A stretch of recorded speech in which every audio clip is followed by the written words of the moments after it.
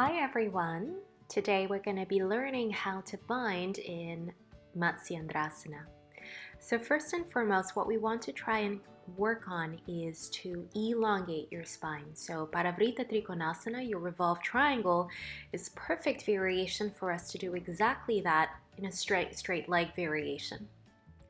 Easy twist is also helpful for us as we're working to kind of twist through the spine, and you can keep your back knee on or off the mat in this variation. A common twist, such as the revolve side angle pose, is going to be very beneficial for you to work on extending up through the crown of your head as you simultaneously root down that back knee or the ball of the back foot. If you prefer, you can also take a supine cross twist here where you're lying on your back, and in this case, as I'm demonstrating, I'm drawing that left knee in towards my chest, taking a few nice little stretches here to lengthen the hamstring to begin with, and then very shortly you're going to draw that left leg over and across to the right side. Again, it's really important to work on twisting from the inside out.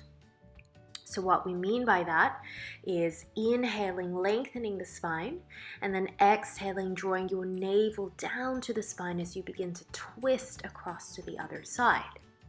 So as you prep for half lord of the fishes pose, you're going to draw the knee over and across, and I like to keep my hand pretty much up against the side of my glute here to use it as a sort of traction and leverage to help me get into a deeper twist.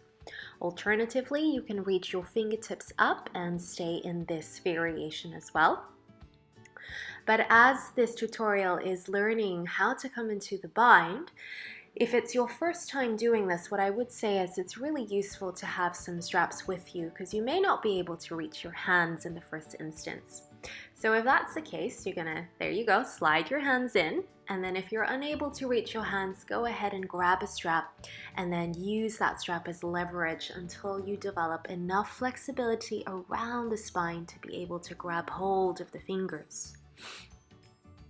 So remember everyone, it's really important in twists to tune into the wave of your breath so that with each inhalation, you keep lengthening that spine. And with each exhalation, you find that deeper twist. Relax your shoulders down away from the ears. And most importantly, with that long spine, continue by breathing rhythmically and twisting from the inside out. Enjoy the practice, guys.